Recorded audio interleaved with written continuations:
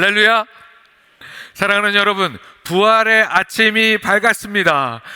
우리의 죄를 대신 지시고 십자가에서 당신의 생명을 내어주신 예수님께서 약속하신 말씀대로 사망 권세를 깨트리고 사흘 만에 부활하셨습니다. 현대 과학적 상식은 부활이 불가능하다고 이야기합니다. 우리 기독교인들은 과학을 거부하지 않습니다. 그러나 부활은 인간의 지혜와 지식에 근거한 가설을 세우고 증명하는 과학 정도로 해부하고 증명할 수 있는 일이 아닙니다. 부활은 살아계신 하나님의, 천지를 창조하신 창조주 하나님의 역사로 우리가 믿고 누려야 할 위대한 기적입니다. 부활을 향한 온전한 믿음으로 나아가는 우리 모두가 될 수 있기를 축복합니다. 그런 의미에서 믿음으로 서로에게 선포하겠습니다. 예수님께서 부활하셨습니다. 서로에게 선포하겠습니다. 옆에 분들, 앞뒤 분들과 함께 선포합니다. 예수님께서 부활하셨습니다. 오늘 한 절로 우리가 읽은 본문 말씀은 부활의 믿음으로 나아가는 삶에 대해서 이렇게 증거합니다. 그런즉 누구든지 그리스도 안에 있으면 새로운 피조물이라. 이전 것은 지나갔으니 보라 새 것이 되었도다. 아멘. 사랑하는 여러분, 이 한 구절의 말씀 속에 부활의 능력이 담겨져 있어요. 그것은 바로 우리를 새로운 피조물이 되게 하는 능력입니다. 새로운 피조물이라는 말은 단순히 성격이 좀 변하거나 습관이 고쳐지거나 하는 정도의 상태를 말하지 않습니다. 창조주 하나님께서 태초에 천지를 지으셨던 그 창조의 권능으로 죄와 죽음에 갇혀있던 우리 인생을 예수 그리스도의 부활을 통해 완전히 새롭게 하셨다는 선언입니다. 부활하신 주님을 우리가 믿음으로 영접하는 순간 죽음의 법 아래에 갇혀있던 이전의 나는 버스가 붕 하고 지나가 버리듯이 그렇게 지나가 버립니다. 더 이상 우리에게 어떠한 영향을 미치지 못한다는 거예요. 이제 우리는 부활의 생명으로 그 다스림 안에 살아가는 새로운 피조물이 됩니다. 그렇다면 여러분, 왜 우리는 새로운 피조물이 굳이 되어야 할까요? 왜 새로운 피조물이 되기 위해 부활의 능력이 우리에게 필요한 걸까요? 왜 그럴까요? 새로운 피조물이 되지 않으면 우리에겐 소망이 없기 때문입니다. 죽음밖에 없기 때문이에요. 그리고 우리의 힘으로는 결코 이전 것의 끈질긴 지배를 벗어날 수 없기 때문입니다. 우리는 우리 스스로를 새롭게 해보려고 어떻게든 해보려고 이것저것 노력을 하지만 늘 과거의 상처에 발목을 잡히고 세상이 매긴 가치 기준에 일희일비하면서 결국 죽음이라는 허무 앞에 굴복하고 맙니다. 그런 게 우리의 인생이에요. 내 힘으로는 고쳐서 쓸 수 있는 나의 인생이 아니기 때문에 우리에게는 아예 근본을 뒤바꾸는 부활을 통한 새로운 피조물로서의 재창조가 필요한 것입니다. 오늘 우리는 그렇게 우리를 새롭게 하는 부활의 능력, 부활의 주님을 만난 두 사람을 함께 살펴보려고 합니다. 바로 사도 바울과 베드로입니다.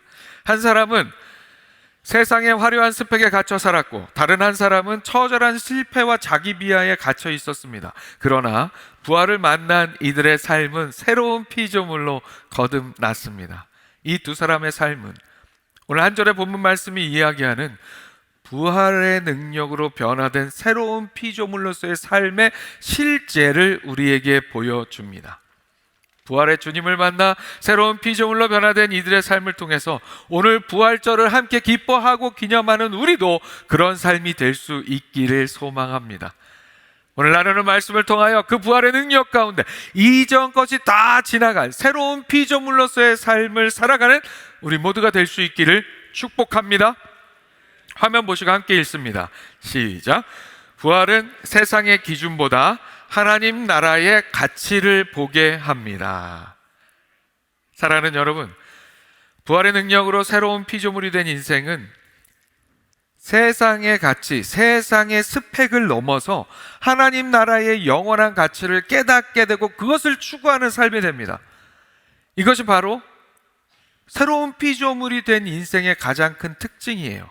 세상의 평가가 아닌 하나님의 평가 앞에 서는 인생이 되는 거예요. 이토록 사적인 경제학이라는 책이 있어요. 차갑고 딱딱한 경제학의 원리들을 인문학의 따뜻한 관점으로 풀어내는 인생의 지혜를 담은 책입니다. 저자는 이 책의 첫 부분에서 경제학의 중요한 개념 가운데 하나인 기회비용에 대해서 이야기합니다. 기회비용이란 어떤 하나를 선택할 때 그 선택 때문에 포기하게 되는 다른 가능성의 가치를 의미합니다. 예를 들어서 어제 점심에 여러분이 10,000원을 가지고 짜장면을 선택해 맛있게 드셨다면 그 10,000원으로 먹을 수 있었던 짬뽕의 즐거움을 포기한 셈이 되는 거예요. 이때 포기한 짬뽕의 가치가 바로 짜장면을 선택한 기회비용이 되는 거예요. 책의 저자는 이러한 경제학의 기회비용을 우리 인생에 빗대어서 설명합니다. 우리가 자격증을 따고 새로운 경험을 하고 스펙을 쌓으려 노력하는 모든 행위가 결국에는 세상이 말하는 나 자신의 기회비용을 높이기 위함이라고 이야기해요.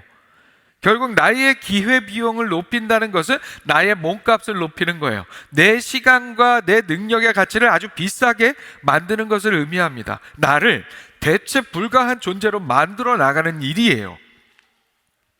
사랑하는 여러분, 우리가 살아가는 이 세상은 끊임없이 나 자신의 기회비용을 높여야 한다고 우리를 다그칩니다. 우리 또한 그런 세상의 가치관에 편승해서 어떻게든 나 자신의 세상적 의미에서의 기회비용을 높이기 위해서 애쓰고 힘씁니다. 그런데 여러분, 우리가 부활의 주님을 만나게 되면 이야기가 달라집니다. 우리의 관점과 우리의 가치관, 우선순위가 달라지는 거예요. 성경에서 만나는 사도 바울의 삶이 바로 그 삶의 강력한 증거예요. 세상의 기준으로 볼 때 사도 바울은 그 이전에 바울로 바뀌기 전에 사울이었죠. 그 이전에 최고의 기회비용 자체의 삶이었어요. 100점 만점에 화려한 스펙을 가진 사람이었습니다. 당시의 세계 자체라고 할 수 있었던 로마의 심의권을 가지고 있었고 당대 최고의 학자인 가말리엘의 제자였으며 뼛속까지 엘리트 바리새인인 사도 바울이었습니다. 그는 이러한 세상적인 스펙이 자신의 가치를 보장해 줄 것이라고 믿었습니다. 그래서 이러한 것들로 자신의 세상적인 가치를 드높이는 삶을 살았고 그 가치를 증명하는 삶이 되기 위해서 그리스도인들을 핍박하는 일에 그 누구보다도 앞장서서 최선을 다했습니다. 그러다 어떻게 됐어요? 그리스도인들을 잡아가려고 그리스도인들을 잡으러 가던 다메섹 도상에서 부활하신 예수 그리스도를 만나게 되잖아요. 부활하신 예수 그리스도를 만난 순간 바울은 그 화려한 스펙들의 유통기한이 고작 이 땅에서의 삶, 즉 죽음까지만이라는 사실을 깨닫게 됩니다. 자신의 화려한 세상의 스펙들이 모두 곧 사라질 유통기한이 다한 이 세대의 낡은 질서에 속한 것들임을 알게 되는 거예요. 그렇게 부활의 주님을 만난 바울은 삶의 우선순위와 가치 기준이 완전히 바뀝니다. 자신이 평생을 바쳐 쌓아 올렸던 대단한 세상의 스펙들이 부활이라는 영원한 가치 앞에서는 배설물과 같이 아무것도 아님을, 영원한 생명을 얻는데 그런 것들은 아무런 효력도 없는 것들임을 깨닫게 됩니다. 사랑하는 여러분, 우리도 사도 바울과 같이 부활하신 예수 그리스도를 만남으로 세상의 가치가 아니라 영원한 하나님 나라의 가치를 붙드는 우리가 될 수 있기를 소망합니다. 세상의 화려한 훌륭한 스펙들은 다 배설물과 같이 여기는 우리가 될 수 있기를 소망합니다. 하지만 여러분, 이 말씀을 우리가 오해해서는 안 되죠. 그래서 사도 바울이 가진 세상의 스펙들이 무가치하니까 다 내어 버려야 한다는 뜻은 아닙니다. 그런 뜻이 아니에요. 바울이 자신의 스펙을 배설물로 여긴 이유는 그것이 나빠서가 아니었습니다. 죽음을 뚫고 영원으로 이어지는 부활의 가치를 보았기 때문에, 더 큰 가치를 보았기 때문에 그런 것들이 이제 더 이상 중요하지 않게 여긴다는 거예요. 부활은 이 땅의 2세대의 가치가 끝나고 하나님 나라의 가치가 이미 이곳에서부터 시작되었음을 알리는 사건입니다. 바울은 부활한 예수님과의 만남으로 이제는 곧 시효가 만료될 세상의 스펙들은 다 배설물같이 여기고 영원히 유효한 하늘의 가치, 예수 그리스도의 복음의 가치를 선택합니다. 이렇게 예수 그리스도의 부활을 통해 삶의 가치 기준과 우선순위가 사도 바울의 삶 속에 올바르게 자리를 잡게 되자 사도 바울의 삶 속에서 그가 가지고 있던 화려한 세상의 스펙들이 그야말로 배설물로 끝나는 것이 아니라 오히려 주의 복음을 위한 귀한 도구요 통로로 사용이 됩니다. 그가 가말리엘 문화에서 치열하게 공부했던 율법 지식과 학문적인 깊이는, 그의 해박한 지식은 부활하신 주님을 만난 후에는 자신을 자랑하는 도구가 아니라 율법을 폐하러 오신 것이 아니라 율법을 완성하러 오신 예수님의 의도를 그 누구보다도 정확하게 파악하는 밑거름이 되었습니다. 세상 학문이라는 그릇에 부활의 복음이라는 보화를 담아서 전 세계에 논리적이고 체계적으로 복음을 전파하는 가장 강력한 무기가 그의 세상적인 지식이 그런 무기가 된 거예요. 신약 성경 전체 27권 중에 절반에 가까운 13권이 사도 바울을 통해 기록되었습니다. 분량으로 보나 신학적 깊이로 보나 그의 세상적인 스펙과 배경은 부활의 생명을 담아내는 가장 탁월한 통로가 되었던 거예요. 사랑하는 여러분, 중요한 건 그거죠. 부활을 만난 바울은 더 이상 자기 스펙으로 자기를 증명하려 하지 않았습니다. 바울은 여전히 치열하고 성실하게 살았지만 그 방향이, 그 의도가 달라졌어요. 이제는 자신을 높이기 위해서가 아니라, 자신의 의의를 드러내기 위해서가 아니라 예수 그리스도의 복음을 위해 살았습니다. 이것이 부활의 능력으로 새로운 피조물이 되는 삶의 모습입니다. 이전 것은 지나갔고 새 것이 되었습니다. 이제 바울은 자신의 스펙이 아니라 그것을 넘어서서 그것을 통해 이루어야 할 하나님 나라의 가치를 보게 되었습니다. 오늘 우리도 마찬가지입니다. 부활의 능력은 세상의 가치를 무시하게 하는 것이 아니라 그보다 더 크고 영원한 가치를 보게 하는 거예요. 우리는 부활의 능력 가운데 거하면서 맡겨진 자리에서 최선을 다하되 이제는 우리의 최선이 나를 높이는 스펙이 아니라 세상을 살리는 복음의 통로로 쓰임 받도록 하는 그런 삶이 되어야 한다는 말씀입니다. 오늘 말씀 기억하며 부활의 주님으로 인하여 세상의 기준을 넘어 영원한 하나님 나라의 가치를 바라보는 삶, 부활의 주님 안에서 새로운 피조물로서 세워져가는 우리 모두가 될 수 있기를 축복합니다. 화면 보시고 다시 한번 함께 읽습니다. 시작. 부활은 하나님 안에서 우리의 존귀함을 깨닫게 합니다. 사랑하는 여러분, 부활의 능력은 앞서 살펴본 것과 같이 세상의 기준보다 하나님 나라의 가치를 보게 하는 것, 거기에 부활의 능력이 있어요. 하지만 부활의 능력은 거기서 그치지 않죠. 부활의 능력은 하나님 안에서 우리의 존귀함을 깨닫게 합니다. 하나님 나라의 가치를 알게 된 사람은 동시에 하나님 안에서 자신의 참된 가치도 깨닫게 된다는 이야기예요. 이 앞서 말씀드린 이토록 사적인 경제학이라는 그 책에서 저자는 경쟁적으로 나의 기회비용을 높여야 하는 이 세상의 삶의 상황 속에서, 그런 상황 속에서 우리 인생들이 겪게 되는 안타까운 일에 대해서 언급을 해요.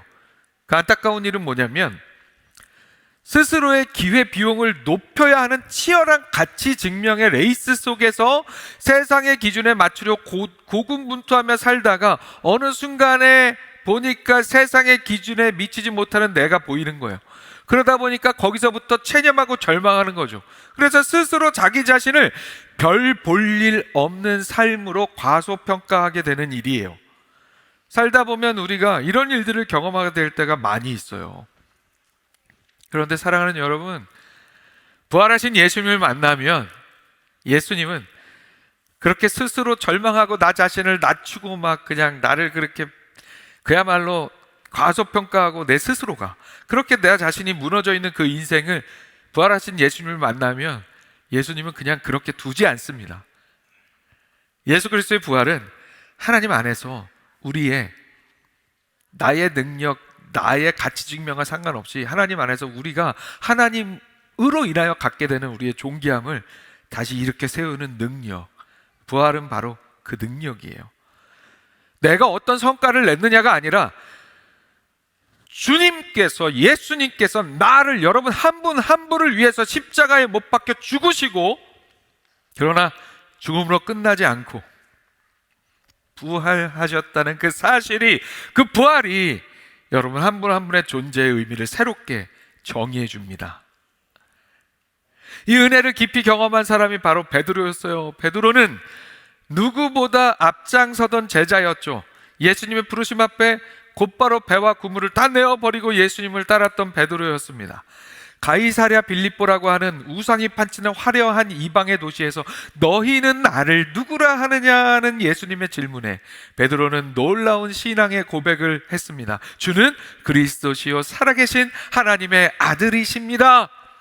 또한 베드로는 예수님께서 오늘 밤에 너희가 다 나를 버리게 될 거야 라는 말씀을 하셨을 때 이렇게 단언했어요. 모두 주를 버릴지라도 나는 결코 버리지 않겠습니다.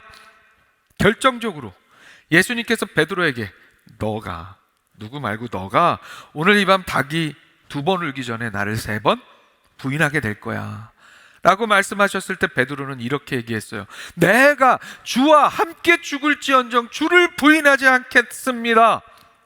장담했죠. 그런데 어떻게 됐어요? 이후 제자로서의 그의 성적표는 처참했죠. 그렇게 주님의 수제자라 자부했지만, 주와 함께 죽을지언정 주를 부인하지 않겠다고 장담했지만, 베드로는 결정적인 순간 대제사장의 어린 여종 앞에서 주님을 모른다고 3번 부인했습니다. 마지막에는 저주까지 담아서 부인했습니다. 예수님의 말씀대로 그렇게 그가 예수님을 부인하고 나서 닭이 울었던 순간, 주님의 눈과 베드로의 눈이 마주쳤던 그 새벽, 베드로는 밖으로 나가 심히 통곡했습니다. 그 눈물은 단순한 슬픔이 아니라 자기 자신에 대한 혐오와 부끄러움의 눈물이었습니다. 그렇게 주님을 3번이나 부인했던 실패의 기억, 죽음의 공포 앞에서 무너졌던 비겁함이 자신의 진짜 모습이라 단정 지은 그는 스스로를 제자로서 빵점이라고, 자격이 없다고 저평가했습니다. 결국 베드로는 다시 갈릴리로 돌아갑니다. 사람 낚는 어부로 부름을 받았던 사람이 다시 물고기 잡는 자리로 돌아갔습니다. 물고기나 잡아야겠다며 밤새 그물을 던졌지만 단 한 마리도 잡지 못한 텅 빈 그물은 스스로를 과소평가하며 비워버린 베드로의 마음과도 같았습니다. 바로 그 실패의 현장, 자책과 체념의 자리에 부활하신 예수님께서 찾아오셨습니다. 주님은 그곳에 숯불을 피워놓으시고 그 위에 따뜻한 떡과 생선을 구워 아침 밥상을 차려놓고 기다리고 계셨습니다. 예수님은 실패한 베드로를 정죄하기보다 사랑으로 맞아주셨습니다. 밤새 헛그물질로 허기진 베드로의 배를 채우시며 그의 실패한 이전 것을 지나가게 하시고 새로운 피조물이 되게 하십니다. 예수님은 야, 너 그렇게 장담해놓고 나한테 어떻게 그럴 수 있어? 너 왜 그런 거야? 너가 수제자 맞아? 이렇게 묻지 않으셨습니다. 부활하신 주님이 차려주신 따뜻한 아침 밥상 앞에 앉는 순간 베드로는 더 이상 실패자가 아니었습니다. 더 이상 스스로를 체념하며 한숨을 쉬고 있을 필요가 없었습니다. 왜요? 부활하신 예수님께서 만나주셨기 때문입니다. 예수님께서 베드로에게 물으셨습니다. 너가 나를 사랑하니? 이 물음은 부활하신 예수님께서 베드로에게 나는 있잖아, 너를 여전히 정말 사랑해 라고 하시는 의미였어요. 내가 사랑하는 마음이 없으면 굳이 나 사랑하니? 라고 이런 상황에서 이런 자리에서 물을 필요가 없기 때문이에요. 예수님께서는 지금 그 대화의 순간이든 이후에든 베드로가 자기 자신을 향한 예수님의 그 변함없는 사랑을 깨닫게 하기 위해서 3번이나 그렇게 물으셨습니다. 나를 사랑하냐고. 반복되는 3번의 질문 앞에 베드로는 송구함과 걱정 속에서, 그러나 그의 진심을 담아 그도 주님을 사랑한다고 대답했습니다. 그 대답을 들으신 예수님은 베드로에게 내 양을 먹이라고 말씀하셨습니다. 부활하신 주님은 우리의 연약함으로 인한 실패를 마지막 결론으로 남겨두지 않으십니다. 세상이 우리에게 내린 평가도, 우리가 우리 스스로에게 내린 낙인도 부활하신 주님께서는 그대로 우리가 그 이야기 속에 갇혀 있도록 하지 않습니다. 주님은 실패한 베드로를 버리지 않으셨고 오히려 다시 사랑받는 제자로 정의하시며 사명의 삶으로 새롭게 세워주셨습니다. 사랑하는 여러분, 이것이 바로 우리 인생의 이전 것을 지나가게 하시고 새로운 피조물이 되게 하시는 부활의 능력인 줄로 믿습니다. 부활하신 주님은 베드로를 칭칭 감고 있던 실패와 자기 비하의 사슬을 단번에 끊어내셨습니다. 나는 안 돼, 나는 끝났어 라며 스스로를 얽매던 그 처절한 이전 것의 사슬을 풀어주셔서 버스가 지나가 버리듯이 이제는 더 이상 그것에 영향받지 않도록 지나가게 하셨습니다. 실패로 인해 스스로 자신을 형편없는 제자라 생각했던 자기 저평가도 부활하신 예수님 앞에서 그 효력을 잃었습니다. 혹시 여러분 가운데 지나간 실패 때문에 스스로를 초라하게 여기고 계시는 분이 있으십니까? 세상적인 기준으로 보면 내가 정말 그냥 나는 안 되는 것 같아. 비교의식 때문에 나는 안 된다고 스스로 그렇게 나 자신을 저평가하고 계시는 분이 계십니까? 더 이상 과거의 실패에 묶여 우리 자신을 함부로 판단할 필요가 없습니다. 세상의 판단으로, 세상의 잣대로 우리의 인생의 의미를 결론 내릴 필요도 없습니다. 우리의 정체성은 세상이 정하는 것이 아니에요. 우리의 정체성, 우리의 삶의 의미는 우리를 위해 죽으시고 나를 위해 죽으시고 다시 살아나신 예수 그리스도 안에서 정해집니다. 예수 그리스도의 부활 안에서 정해집니다. 부활은 언제나 우리의 존재를 다시 일으켜 세우고 우리로 하여금 주님 안에서 새로운 피조물로 살아가게 하는 능력입니다. 나의 존재의 의미와 가치를 부활하신 예수 그리스도의 손에 내어 맡기는 우리 모두가 될 수 있기를 소망합니다. 주님이 나를 위해 죽으시고 그 주님이 나를 위해 부활하셨다는 사실보다 더 확실한 나의 가치 증명은 없어요. 여러분, 세상 그 무엇보다 존귀한 존재들이십니다. 오늘 말씀 기억하면서 나의 상처와 실패 같은 것, 이전 것은 지나가게 하시고 새로운 피조물이 되게 하시는 부활의 가치로 나를 새롭게 하시는 예수 그리스도의 부활의 능력으로 살아가는 우리 모두가 될 수 있기를 축복합니다. 말씀 마칩니다. 우리는 부활하신 주님 안에서 새로운 피조물이 된 인생들입니다. 부활은 우리를 옥죄던 모든 이전 것의 사슬을 끊어내는 유일한 소망입니다. 세상 스펙에 목매여 교만과 불안 사이를 오가던 바울도, 초라한 실패 속에 자신을 과소평가하던 베드로도 부활의 주님 안에서, 부활의 주님과의 만남 속에서 완전히 새로운 인생이 되었습니다. 우리 역시 마찬가지입니다. 우리를 짓누르던 열등감, 비교의식, 실패와 상처, 그리고 자책의 사슬을 오늘 부활하신 예수님의 그 빈 무덤에 다 묻어버리는 우리가 되기를 소망합니다.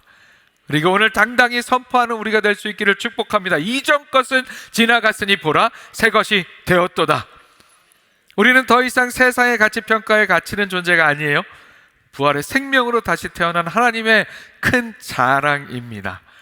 오늘 나눈 말씀 기억하며 부활의 능력을 통해 세상의 스펙을 넘는 하나님의 가치를 깨닫고 하나님 안에서의 나의 존재의 가치를 깨닫는, 그래서 부활의 증인답게 승리하며 살아가는 우리 모두가 되기를 부활하신 예수 그리스도의 이름으로 축원합니다.